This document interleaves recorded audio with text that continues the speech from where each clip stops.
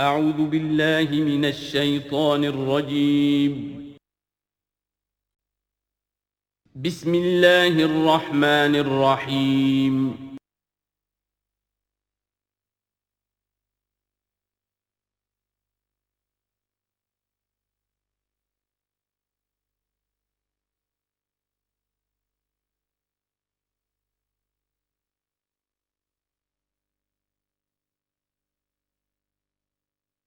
فاعوذ باللہ من الشیطان الرجیم بسم اللہ الرحمن الرحیم ان تجتنبوا کبائر ما تنہون عنہ نکفر عنکم سیئاتکم وندخلکم مدخلا کریما ولا تتمنوا ما فضل اللہ بہ بعضکم علی بعض للرجال نصیب مما اکتسبوا وللنساء نصیب مما اکتسبن واسألوا اللہ من فضلہ ان اللہ کان بکل شیء علیما صدق اللہ العظیم۔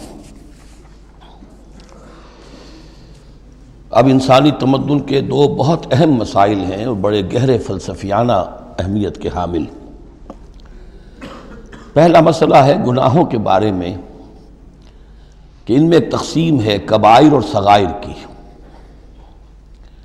بڑے بڑے گناہ، سب سے بڑا گناہ شرک ہے، کفر ہے، پھر یہ کہ جو فرائض ہیں ان کا ترک کرنا کبائر میں شامل ہوگا، جو حرام چیزیں ہیں ان کا ارتکاب کبائر میں شامل ہوگا۔ ایک ہے چھوٹی چھوٹی کوتاہیاں جو ہو جاتی ہیں، آداب میں ہو جاتی ہیں، یا اور جو بھی باریک احکام ہیں ان میں کہیں کوتاہی ہو گئی ہے، یا بغیر کسی ارادے کے کہیں کسی کی بات ایسی کہہ بیٹھے ہیں کہ جو غیبت کے حکم میں آ گئی ہے، ارادہ نہیں تھا لیکن بات نکل گئی ہے، وغیرہ وغیرہ۔ اس میں جو ایک ہیلدی ایٹیچیوڈ ہے وہ یہ ہے کہ کبائر کا پورے اہتمام کے ساتھ بندوبست کیا جائے کہ اس سے انسان بالکل پاک ہو جائے، فرائض کی پوری ادائیگی، محرمات سے اجتناب مطلق۔ اور یہ چھوٹی چیزیں جو ہیں ان کے بارے میں نہ تو زیادہ ایک دوسرے پر نکیر کی جائے، نہ ایک دوسرے پر گرفت کی جائے، نہ کچھ اس پر بہت زیادہ جو ہے اپنے دل کے اندر بھی دل گرفتگی کی جائے، بلکہ ان کے بارے میں توقع رکھی جائے کہ اللہ تعالیٰ معاف فرما دے گا، استغفار کرے بھی آدمی۔ اور یہی صغائر ہیں جو نیکیوں کے ذریعے سے خود بخود بھی ختم ہوتے رہتے ہیں۔ یہ جو آتا ہے کہ جو شخص وضو کرتا ہے صحیح طریقے پر بیٹھ کر اطمینان سے، تو جب وہ ہاتھ دھوتا ہے تو ہاتھوں کے گناہ جھڑ جاتے ہیں، آنکھوں میں پانی ڈالتا ہے آنکھوں کا گناہ جھڑ جاتا ہے، وغیرہ وغیرہ۔ تو یہ وہ صغائر ہیں۔ ان الحسنات یذہبن السیئات، یہ نیکیاں جو ہیں ان بدیوں کو دور کر دیتی ہیں۔ کبائر معاف نہیں ہوتے اس سے، نیکیوں سے جن گناہوں کی معافی کا از خود اعلان ہے قرآن میں، وہ کبائر نہیں صغائر ہیں۔ کبائر توبہ کے بغیر وہ نہیں بخشے جا سکتے، توبہ کرنی ہوگی۔ اور جو اکبر الکبائر ہے شرک، اس کے بارے میں تو دو مرتبہ اس صورت میں آئے گا کہ ان اللہ لا یغفر ان یشرک بہ ویغفر ما دون ذلک لمن یشاء، وہ ہم پڑھیں گے بعد میں۔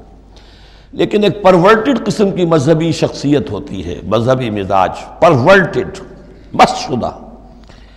جو کبائر ہیں وہ تو ہو رہے ہیں، سود خوری ہو رہی ہے، جو کچھ ہو رہا ہے حرام خوری ہو رہی ہے، چھوٹی چھوٹی باتوں پر نکیر ہو رہی ہے، یہ پائنچا تمہارا نیچے کیوں چلا گیا ہے، اس کے اوپر ساری گرفت ہو رہی ہے، یہ کیا ہو گیا ہے، تمہاری داڑھی جو ہے شرعی نہیں ہے، اس کے اوپر گرفت ہو رہی ہے۔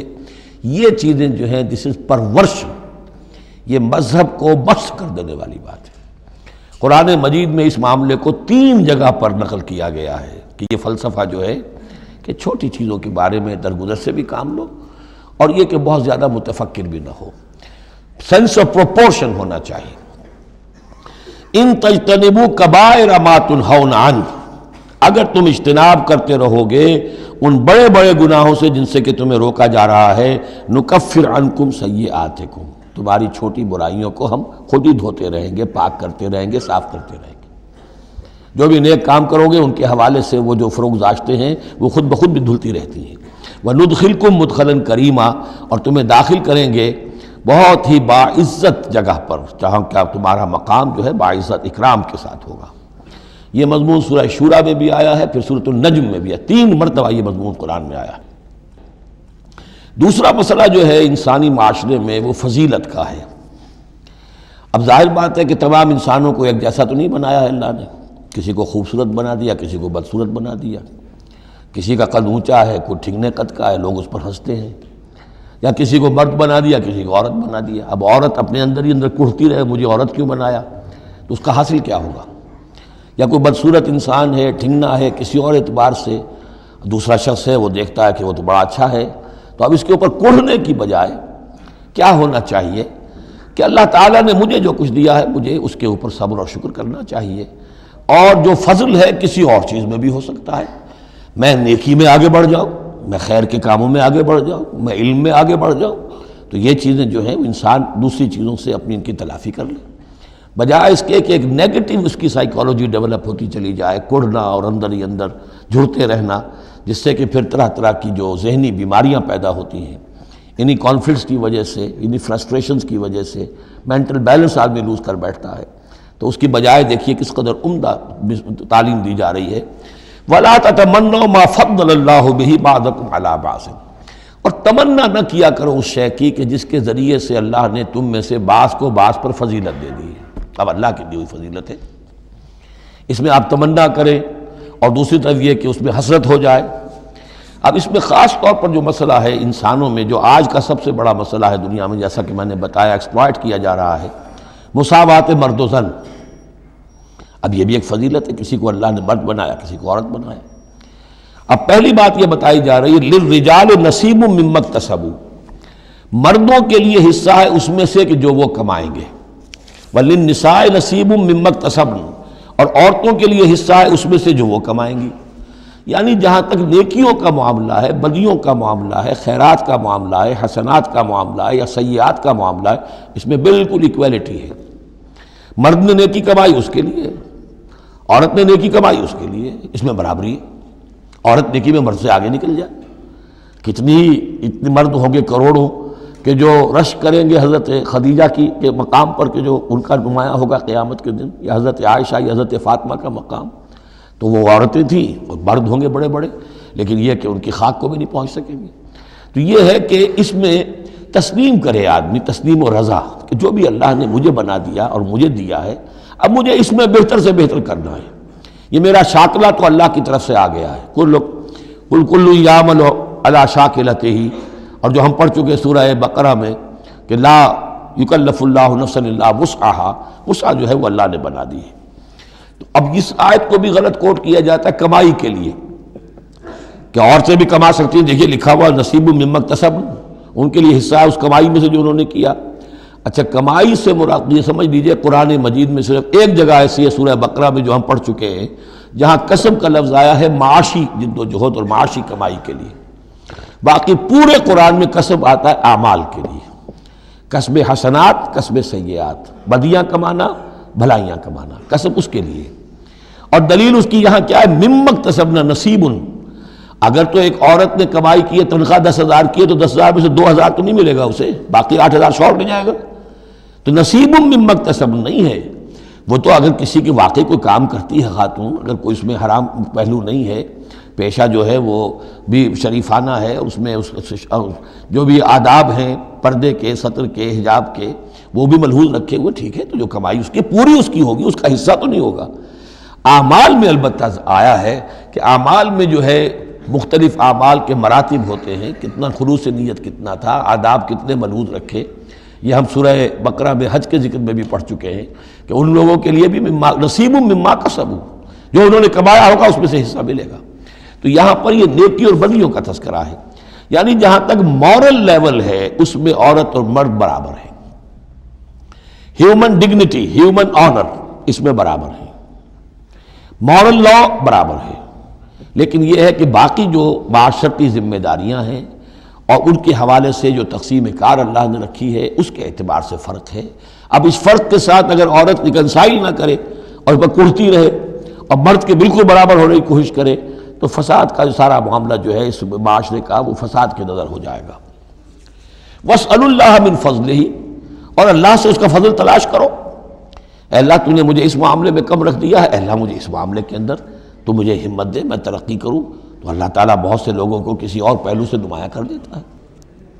ان اللہ کان بکل شیء علیما، یقیناً اللہ تعالیٰ ہر شے کا علم رکھتا ہے.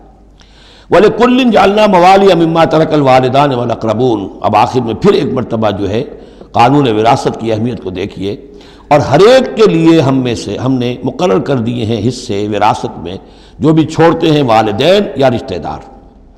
والذین عقدت ایمانکم، ایک نیا مسئلہ یہ پیدا ہو گیا تھا کہ ایک دوستی ہوتی ہے، بھائی چارہ ہوتا ہے، یا مدینے میں حضور نے مسلمانوں کو بھائی بھائی بنا دیا تھا، ایک انصاری ایک مہاجر بھائی، تو کیا ان کا وراثت میں حصہ ہے؟ نہیں، یہ وراثت میں حصہ منہ بولے بھائیوں کا نہیں ہے، منہ بولے بیٹے کی کوئی حیثیت نہیں شریعت میں، منہ بولے بھائی کا کوئی حصہ نہیں ہے۔ ہاں اپنی زندگی میں تم نے والذین عقدت ایمانکم، جن کے ساتھ تمہارا کوئی معاہدہ ہوا ہے، کوئی دوستی ہوئی ہے، فآتوہم نصیبہم، انہیں ان کا حصہ دے دیا کرو، یعنی اپنی زندگی میں ان کے ساتھ جو بھلائی کرنا چاہو، کوئی ہبہ کرنا چاہو اپنی وراثت میں سے بھی، اپنی وراثت میں سے وصیت کرنا چاہو، یہ کر سکتے ہو، لیکن جو کہ قانون وراثت میں طے ہو گیا ہے، لا وصیت لوارث، پھر وارث کے لیے کوئی وصیت بھی نہیں، اور وہ یہ کہ بہرحال وراثت میں حقدار کوئی اور نہیں ہوگا سوائے اس کے کہ جس کو اللہ نے مقرر کر دیا ہے۔ ان اللہ کان علی کل شیء شہیدا، یقیناً اللہ تعالی ہر چیز پر گواہ ہے۔ اب آئی ہے وہ آیت اصل میں کانٹے دار آیت جو ہے، جو عورتوں کے حلق سے بہت مشکل سے اترتی ہے، کانٹا بن کر اٹک جاتی ہے۔ الرجال قوامون علی النساء، یہ تمہید تھی ساری، ایک سورہ بقرہ میں تمہید آ چکی تھی، علیہن لہن مثل الذی علیہن بالمعروف وللرجال علیہن درجہ، یہ کہہ کے بات چھوڑ دی۔ آگے آئے لا تتمنوا ما فضل اللہ بعضهم علی بعض، اور مزید اس کے لیے ذہنی جو ہے تیاری کر دی۔ اب آ رہی ہے وہ چیز جو چبھنے والی چیز ہے، الرجال قوامون علی النساء، مرد عورتوں پر حاکم ہے۔ یہ میں ترجمہ زور دے کر رہا ہوں۔ یہ قامہ جو ہے، قامہ جب علا کے ساتھ آئے گا تو کچھ اور معنی ہوں گے، قامہ بے کے ساتھ آئے گا کچھ اور معنی ہوں گے۔ قامہ بے کسی شے کو قائم کرنا، کونوا قوامین بالقسط، اسی سورہ مبارکہ میں یہ آیت آ جائے گی، کونوا قوامین بالقسط، عدل کو قائم کرنے والے بن کر کھڑے ہو جاؤ۔ قامہ علا، کسی کے اوپر، سر پر مسلط ہونا، یہ ہے گویا کہ ایک درجہ حاکمیت ہے۔ گھر کے ادارے میں حاکم ہونے کی حیثیت مرد کو حاصل ہے۔ سربراہ خاندان جو ہے وہ مرد ہے، عورت نہیں ہے۔ عورت کو بہرحال اس کے ساتھ ایک وزیر کی حیثیت سے کام کرنا ہے، یہ ہے اس کا اصل رول۔ اسی لیے میں بیان کر چکا ہوں کہ وہ جو نسیان کا معاملہ تھا، اللہ تعالیٰ نے اس کے اندر، چونکہ یہ سیکنڈ رول پلے کرنا ہے اسے یقیناً اس کے جذبات کو تو زیادہ ٹھیس پہنچنے کا امکان رہے گا۔ آدمی کو، ہر انسان، مرد بھی چاہتا ہے میری بات چلے، عورت چاہتی ہے میری بات چلے۔ اب آخر کار کس کی بات چلے گی؟ یا تو دونوں کسی طریقے سے کسی مسئلے میں متفق ہو جائیں، اور عورت جو ہے بیوی اپنے شوہر کو دلیل سے، اپیل سے جس طرح قائل کر لے تو معاملہ ٹھیک ہو گیا۔ اب اگر نہیں ہو رہا معاملہ تو اب کس کی رائے چلے گی؟ مرد کی رائے چلے گی۔ تو کس کو اس سے ایک صدمہ پہنچے گا؟ عورت کو پہنچے گا۔ لیکن اس صدمے کا ہی جو ہے انفلوئنس، اس کو کم کرنے کے لیے سیفٹی والو، نسیان کا مادہ اللہ تعالیٰ نے عورت میں زیادہ رکھ دیا۔ اسی لیے پھر اس قانون شہادت کے اندر ایک مرد کی جگہ 2 عورتوں کو وہاں پر اس کا نصاب رکھا گیا۔ الرجال قوامون علی النساء بما فضل اللہ بعضهم علی بعض۔ اب یہ دوسری بات ہے کہ اگر وہ شوہر حاکم ہو کر ظلم کرتا ہے، ان کے حق ادا نہیں کرتا ہے، تو اللہ کے یہاں بڑی سخت پکڑ ہوگی، یہ تو دوسری بات ہے بالکل۔ لیکن یہ کہ جو قانون ہے اسلام کا وہ یہی ہے کہ یہ اختیار دیا گیا، اب آپ اس اختیار کا غلط استعمال کر رہے ہیں، آپ اس کو ظلم کا ذریعہ بنا رہے ہیں، تو اس کی سزا اللہ تعالیٰ کے ہاں آپ کو مل جائے گی۔ بما فضل اللہ بعضهم علی بعض، بسبب اس فضیلت کے جو اللہ نے بعض کو بعض پر دی ہے، وبما انفقوا من اموالہم، اور بسبب اس کے کہ جو وہ خرچ کرتے ہیں اپنے مال۔ اب دیکھیے یہ خرچ کرنے کا معاملہ اسلام میں شادی سے شروع ہو گیا۔ شادی مرد کی بھی ضرورت ہے، عورت کی بھی ضرورت ہے، لیکن مرد مہر دیتا ہے، عورت مہر وصول کرتی ہے، تو جو خرچ کرنے والا ہے اب اس کی ایک حیثیت دوسری ہو گئی۔ پھر گھر میں اس کا نان نفقہ پورا جو ہے، اس کا خرچہ، اس کی ذمہ داری، اس کو سپورٹ کرنا شوہر کے اوپر ہے، تو اب وہ مال خرچ کر رہے ہیں۔ بما انفقوا من اموالہم، فالصالحات، تو نیک بیویاں کون ہیں؟ جو کہ ایک یوں سمجھیے قرآن کے نزدیک ایک عورت کا جو اچھا کردار ہونا چاہیے، ایک خاتون خانہ کی جو بہترین روش ہونی چاہیے، وہ یہاں 3 الفاظ میں آئی ہے۔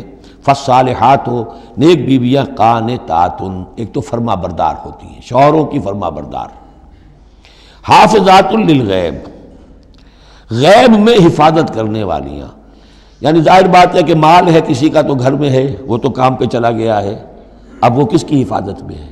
بیوی کی حفاظت میں ہے۔ اسی طرح اب بیوی کی جو عصمت ہے وہ در حقیقت مرد کی عزت ہے، اب وہ اس کی عزت کی حفاظت کرے اس کی غیر موجودگی میں۔ اسی طرح مرد کے راز ہوتے ہیں، سب سے زیادہ بڑھ کر جو ہے رازدان وہ تو بیوی ہوتی ہے۔ تو تین اعتبارات سے حافظات للغیب، حافظات للغیب، غیب میں حفاظت کرنے والیاں شوہر کے مال کی، شوہر کے رازوں کی اور شوہر کی عزت کی۔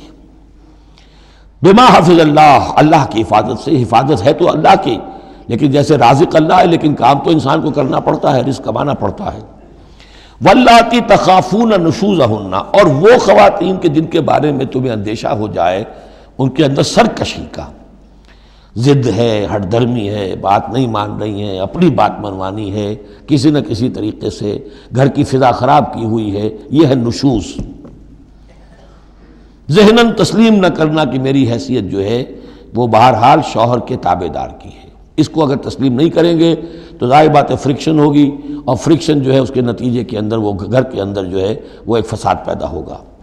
واللاتی تخافون نشوزہن فعظوہن، تو ان کو پہلے تو نصیحت کرو، واہجروہن فی المضاجع، دوسرے تنبیہ کے طور پر ان سے تعلق اپنے بستر علیحدہ کر لو اور ان کے ساتھ وہ تعلق ذل و شو جو ہے کچھ عرصے کے لیے بند کر دو۔ وَاضْرِبُوهُنَّ، اس پر بھی ٹھیک نہ ہو تو انہیں مارنے کی بھی اجازت ہے۔ اس میں حضور نے جو روکا ہے وہ یہ ہے کہ چہرے پر نہ مارا جائے اور کوئی ایسی مار نہ ہو جس کا مستقل نشان جسم پر پڑے۔ اب یہ چیزیں اللہ کا کلام ہے، اس کے اندر جو ہے کوئی ہمارے لیے کوئی جھجک نہیں ہے، معاشرتی زندگی کو ٹھیک رکھنے کے لیے اس کی ضرورت پیش آئے تو وہ بھی کرنی ہوتی ہے۔ فَإِنْ أَطَعْنَكُمْ، پھر اگر وہ تمہاری اطاعت کریں، فَلَا تَبْغُوا عَلَيْهِنَّ سَبِيلًا، تو اب ان پر خام خواہ کی زیادتی کرنا، پچھلے غصے نکالنا، بار بار جو ہے وہ اپنے غصے کا اظہار کرنا، یہ بھی ٹھیک نہیں ہے۔ ان اللہ کان علیٰ کبیرا، یقیناً اللہ تعالیٰ بہت بلند ہے، بہت بڑا ہے۔ وَإِنْ خِفْتُمْ شِقَاقَ بَيْنِهِمَا، اور اگر تمہیں یہ اندیشہ ہو گیا ہو کہ ان میں تو اب زدم زدہ ہو گئی ہے اور یہ اب ساتھ اب چلنا ان کا مشکل ہے، شوہر میں بیوی میں مزاجوں کا اختلاف ہے اور اس کی وجہ سے کوئی زدم زدہ، عورت بھی اکڑ گئی ہے، مرد بھی اکڑا ہوا ہے، تو اب ٹھیک ہے کیا کریں ہم؟ تو اس میں ایک کوشش کرنے کا حکم دیا پہلے، فَبَعْثُوا حَكَمًا مِّنْ أَهْلِهِ وَحَكَمًا مِّنْ أَهْلِهَا، تو ایک حکم مقرر کرو ثالث، لڑکے والوں میں سے، شوہر والوں میں سے، شوہر کے خاندان میں سے، اور ایک حکم جو ہے اس عورت یا لڑکی کے خاندان والوں میں سے۔ ان یریدا اصلاحا، اگر وہ دونوں چاہیں گے اصلاح، یوفق اللہ بینہما، اللہ تعالیٰ ان کے مابین موافقت پیدا کر دے گا۔ لیکن ان یریدا میں مراد دونوں ہو سکتے ہیں، یعنی ایک تو یہ کہ اگر واقعتاً شوہر اور بیوی جو ہے چاہتے ہیں کہ موافقت ہو جائے، ہوتا ایسا ہے کسی وقت جو ہے وہ نفسیاتی گرہ ایسی بن جاتی ہے کہ وہ بھی چاہتا ہے کہ معاملہ درست ہو جائے اور وہ بھی چاہتی ہے کہ درست ہو جائے، لیکن اب یہ کہ اب اس میں گرہ ایسی پڑ گئی ہے، مقطع میں آ پڑی ہے سکون دسترانہ بات کہ اب اس میں کسی طریقے سے مسئلہ حل نہیں ہو رہا، تو حکمین آ جائیں گے تو وہ بات کو گرہ کھولیں گے، ادھر سے کچھ سنیں گے، ادھر سے سنیں گے، کچھ اس کی وضاحت ہوگی، ادھر کی وضاحت ہوگی تو ہو جائے گا۔ اور ایک یہ بھی ہو سکتا ہے کہ اس سے مراد حکمین ہوں کہ اگر حکمین پوری سی کوشش کریں گے تو اللہ تعالیٰ ان کے مابین موافقت پیدا کر سکتا ہے۔ میرا رجحان پہلی رائے کی طرف زیادہ ہے۔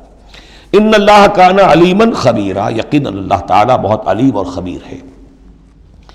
اب جیسا کہ اس سے پہلے بھی سورہ بقرہ میں بھی جو اہل کتاب کے ساتھ بنی اسرائیل کے ساتھ میثاق لیا گیا تھا تو اس میں جو چیزیں آئی تھیں وہ یوں سمجھیے امہات شریعہ، دین کی بنیادیں کیا تھیں۔ ہم نے معاہدہ لیا تھا اللہ کے ساتھ شرک نہیں کرو گے، والدین کے ساتھ نیک احسان کرو گے، قرابت داروں کے ساتھ وغیرہ وغیرہ۔ اب یہ دوسرا مقام آ رہا ہے کہ شریعت کے اندر کیا چیزوں ہیں جو اہم تر ہیں جن کو سامنے رکھنا چاہیے معاشرتی سطح پر۔ سب سے پہلی بات وَاعْبُدُوا اللَّهَ وَلَا تُشْرِكُوا بِهِ شَيْئًا، پہلا حق اللہ کا ہے، اللہ کی بندگی اور پرستش کرو، اس کے ساتھ کسی کو شریک نہ ٹھہراؤ۔ نمبر 2 وَبِالْوَالِدَيْنِ إِحْسَانًا، یہ 4 مقامات قرآن میں ہیں جہاں اللہ کے حق کے فوراً بعد والدین کے حق کا تذکرہ ہے۔ والدین کے ساتھ حسن سلوک، یہ بھی ہمارے ہاں کے خاندانی نظام کے لیے بہت اہم بنیاد ہے کہ والدین کے ساتھ ان کا ادب ہو، ان کی خدمت ہو، ان کے ساتھ حسن سلوک ہو، ان کے سامنے آواز پست رکھی جائے۔ بڑی تفصیل سے سورہ بنی اسرائیل میں یہ بات آئے گی لیکن یہ کہ یہ ہمارے معاشرے میں خاندان کے استحکام کی یہ بھی ایک بہت اہم بنیاد ہے۔ وَبِذِي الْقُرْبَىٰ، قرابت داروں کے ساتھ، وَالْيَتَامَىٰ وَالْمَسَاکِین، اور یتیموں کے ساتھ اور مسکینوں کے ساتھ، وَالْجَارِ ذِي الْقُرْبَىٰ، اور وہ ہمسایہ جو قرابت دار بھی ہو۔ پہلے عام طور پر محلے ایسے ہی ہوتے تھے، ایک ہی قبیلہ ایک جگہ رہ رہا ہے، رشتہ داری بھی ہے، ہمسائے کی بھی ہے۔ وَالْجَارِ الْجُنُبِ، اور اجنبی ہمسایہ بھی ہو سکتا ہے، جیسے آج کل شہروں میں ہوتے ہیں ہمسایہ اجنبی ہوتے ہیں۔ وَالصَّاحِبِ بِالْجَنبِ، اور ایک عارضی قسم کی بھی ہمسائیگی ہوتی ہے کہ جو آپ کے برابر بیٹھا ہوا ہے، آپ بس میں بیٹھے ہیں، آپ کے برابر بیٹھا ہوا، یہ بھی آپ کا ہمسایہ ہے، جو کسی بھی اعتبار سے آپ کے ساتھ ہے، آپ کے پاس بیٹھنے والا ہے، اس کے ساتھ بھی نیک سلوک۔ وابن سبیل، اور مسافر کے ساتھ نیک سلوک۔ وما ملکت ایمانکم، اور جو بھی تمہارے لونڈی غلام ہیں، جو تمہاری ملک یمین ہے، ان کے ساتھ بھی نیک سلوک۔ ان اللہ لا یحب من کان مختالا فخورا، اللہ کو بالکل پسند نہیں ہیں وہ لوگ کہ جو مختال ہیں، شیخی خورے اور اکڑنے والے، فخر کرنے والے، اکڑ کرنے والے۔ الذین یبخلون ویامرون الناس بالبخل، جن میں یہ شیخی خوری ہوتی ہے، اکڑ ہوتی ہے، پھر وہ بخیل بھی ہوتے ہیں، اس لیے کہ عام طور پر تو انہیں اپنا جو تکبر ہوتا ہے وہ دولت کے برابر ہوتا ہے، انہیں معلوم ہے ہمارے پاس دولت ہے، تو ظاہر بات ہے دولت اگر وہ خرچ کر دیں گے اور دولت جو ہے نہیں رہے گی تو عزت نہیں رہے گی۔ جو کہ بخل کرتے ہیں، وہ یامرون الناس بالبخل، اور لوگوں کو بھی نیکی بخل کا حکم دیتے ہیں، کیونکہ جب لوگ دیکھتے ہیں کہ یہ لوگ ذرا خرچے کے اندر کمی کرتے ہیں تو انہیں اندیشہ ہوتا ہے کہ یہ ہمیں ملامت کریں گے، تم بڑے بخیل ہو، تو اس سے پہلے ہی کیوں نہ کہو بابا یہ اس طرح نہ کیا کرو، تم خامخواہ پیسے اڑاتے ہو، کچھ نہ کچھ بچا کے رکھا کرو اور وقت پہ کام آئے گا، تو بجائے اس کے کہ آپ کو کوئی ڈیفنس لینا پڑے پہلے ہی آفنس لیجئے، تو یامرون الناس بالبخل، وہ لوگوں کو بھی بخلی کا مشورہ دیتے ہیں کہ عقل کے ناخن لو۔ وَيَكْتُمُونَ مَا آتَاهُمُ اللَّهُ مِنْ فَضْلِهِ، اور وہ چھپاتے ہیں اس کو جو اللہ نے انہیں اپنے فضل میں سے دیا ہے۔ دولت ظاہر ہوگی تو کوئی سائل سوال کر بیٹھے گا، یعنی اچھا مسکین صورت بنائے رکھو کہ ان کے اوپر تو شاید خود 2 وقت کے فاقے ہیں، اب ان سے میں کیا ان کے سامنے ہاتھ دراز کروں۔ وَأَعْتَدْنَا لِلْكَافِرِينَ عَذَابًا مُهِينًا، اور ایسے کافروں کے لیے ہم نے بڑا اہانت آمیز عذاب تیار کر رکھا ہے۔ وَالَّذِينَ يُنْفِقُونَ أَمْوَالَهُمْ رِئَاءَ النَّاسِ، اور اس سے بھی آگے بڑھ کر وہ لوگ ہیں برائی کے اندر، شناعت کے اندر، کہ جو خرچ کرتے ہیں مال لوگوں کو دکھاوے کے لیے۔ وَلَا يُؤْمِنُونَ بِاللَّهِ وَلَا بِالْيَوْمِ الْآخِرِ، اور وہ حقیقت میں ایمان نہیں رکھتے نہ اللہ پر نہ یوم آخر پر۔ وَمَن يَكُنِ الشَّيْطَانُ لَهُ قَرِينًا فَسَاءَ قَرِينًا، تو ایسے لوگ گویا کہ شیطان کے ساتھی ہیں، تو جن کا ساتھی شیطان ہو گیا ہو تو وہ تو بہت ہی برا ساتھی ہے۔ وَمَاذَا عَلَيْهِمْ، کیا ہو جاتا ان پر، کیا قیامت ٹوٹ پڑتی ان پر، لَوْ آمَنُوا بِاللَّهِ وَالْيَوْمِ الْآخِرِ، اگر وہ ایمان ہی لے آتے سچے دل سے، صدق دل سے اللہ پر اور یوم آخر پر۔ وَأَنفَقُوا مِمَّا رَزَقَهُمُ اللَّهُ، اور خرچ کرتے کھلے دل کے ساتھ اس میں سے جو اللہ نے انہیں دیا ہے۔ وَكَانَ اللَّهُ بِهِمْ عَلِيمًا، اور اللہ تعالیٰ ان سے اچھی طرح واقف ہے۔ إِنَّ اللَّهَ لَا يَظْلِمُ مِثْقَالَ ذَرَّةٍ، یقیناً اللہ تعالیٰ کسی پر ذرے کے برابر بھی، ذرے کے ہم وزن بھی ظلم نہیں کرے گا۔ لا یظلم مثقال ذرۃ وإن تک حسنۃ یضاعفھا، اگر نیکی ہوگی وہ ذرہ عمل کا جو ہے نیکی کا ہے اسے دگنا کرے گا، بڑھائے گا، بڑھوتری کرے گا۔ وَيُؤْتِ مِن لَّدُنْهُ، نہ صرف اس کو بڑھا کر دے گا واپس بلکہ اور اپنے پاس سے یؤتِ مِن لَّدُنْهُ أَجْرًا عَظِیمًا، خاص اپنے خزانے فضل سے مزید بہت بڑا اجر دے گا۔ اب یہ آیت جو آ رہی ہے، آیت نمبر 41 ہے سورہ مبارکہ کی، یہ بڑی اہم ہے، یہ وہ شہادت علی الناس سے متعلق ہے جو سورہ بقرہ میں جو مضمون آیا تھا کہ اے مسلمانوں تمہیں اب شہداء علی الناس بنایا گیا، جیسے کہ نبی تم پر شہید تھے یا نبی نے تم پر شہادت دی ہے۔ نبی قیامت کے دن کھڑے ہو کر کہیں گے اے اللہ میرے پاس جو دین آیا تھا میں نے انہیں پہنچا دیا تھا، اب یہ ذمہ دار ہیں، they are responsible for their attitude and conduct. تو یہ بات تمہیں کہنی ہے قیامت کے دن کھڑے ہو کے، اے اللہ ہم نے اپنے زمانے کے لوگوں تک تیرا دین پہنچا دیا تھا، اب اس کے بعد جو بھی طرز عمل ہے یہ جواب دیں۔ ایسا نہ ہو کہ الٹا وہ ہمارے اوپر مقدمہ کرے کہ اللہ ان بدبختوں نے ہمیں نہیں پہنچایا، یہ خزانے کے سانپ بن کر بیٹھے رہے۔ تو یہ تو ایک رخ ہے اس کا، لیکن یہ کہ جس کے ذمے یہ ڈیوٹی لگ گئی ہو، واقعہ یہ ہے کہ اس کے لیے تو ایک بہت بھاری یوں سمجھیے کہ بوجھ ہے اس پر۔ اب اس کا جو ہے نقشہ کھینچا جا رہا ہے قیامت کے دن کیا ہوگا۔ فَكَيْفَ إِذَا جِئْنَا مِن كُلِّ أُمَّةٍ بِشَهِيدٍ، تو کیا ہوگا اس دن، کیا صورتحال ہوگی جس دن کہ ہم ہر امت میں سے ایک شہید کھڑا کریں گے۔ کون؟ ان کا نبی اور رسول، جس نے ان کو دعوت پہنچا دی۔ وَجِئْنَا بِكَ عَلَىٰ هَٰؤُلَاءِ شَهِيدًا، اور اے نبی آپ کو ہم لائیں گے ان پر گواہ بنا کر، یعنی آپ کو کھڑے ہو کر کہنا ہوگا، جس کو کہ ہمارے تصور میں کہتے ہیں، ہمارے اصطلاح میں پروزیکیوشن وٹنس۔ عدالت خداوندی کا پروزیکیوشن وٹنس کون ہے؟ نمبر 1 پروزیکیوٹر کون ہے؟ نبی۔ اے اللہ تیرا پیغام جو پہنچا تھا میں نے پہنچا دیا تھا، now they are accountable responsible. تو اس کے کیا معنی ہوئے؟ اپنی ہی قوم کے خلاف گواہی آ گئی نا۔ علی کا لفظ یہاں بھی نوٹ کر لیجیے، علی ہؤلاء شہیدا۔ علی ہمیشہ مخالفت کے لیے آتا ہے۔ ہم توقع میں ہیں کہ ہمیں تو شفاعت ملے گی میٹھی میٹھی، یہاں کڑوا معاملہ ہے۔ اے اللہ یہ بدبخت ہے جنہیں میں دین دے کر گیا تھا، ان کا کام تھا دین پھیلانا، انہوں نے خود دین کو چھوڑ دیا۔ تو نبی شفاعت کریں گے یا نبی مقدمہ قائم کریں گے؟ وقال الرسول یا رب ان قوم اتخذوا هذا القرآن مہجورا، اور کہیں گے رسول کہ اللہ میری اس قوم نے قرآن کو ترک کر دیا تھا۔ اس آیت کے بارے میں ایک واقعہ بھی ہے کہ ایک مرتبہ حضور صلی اللہ علیہ وسلم نے حضرت عبداللہ ابن مسعود سے کہا کہ مجھے قرآن سناؤ۔ انہوں نے عرض کیا حضور آپ کو سناؤں؟ آپ پر تو نازل ہوا ہے۔ فرمایا ہاں لیکن مجھے کسی دوسرے سے سن کر کچھ اور حظ حاصل ہوتا ہے، لطف آتا ہے۔ سورہ نساء انہوں نے پڑھنی شروع کی، شروع سے لے کے پڑھتے جا رہے ہیں۔ ظاہر بات ہے کہ حضور بھی سن رہے ہیں، باقی اور صحابہ بھی ہوں گے، اور حضرت عبداللہ ابن مسعود کی گردن نیچی ہے، پڑھ رہے ہیں۔ جب اس آیت پر پہنچے فَكَيْفَ إِذَا جِئْنَا مِن كُلِّ أُمَّةٍ بِشَهِيدٍ وَجِئْنَا بِكَ عَلَىٰ هَٰؤُلَاءِ شَهِيدًا، تو حضور نے فرمایا حسبک حسبک، بس کرو بس کرو۔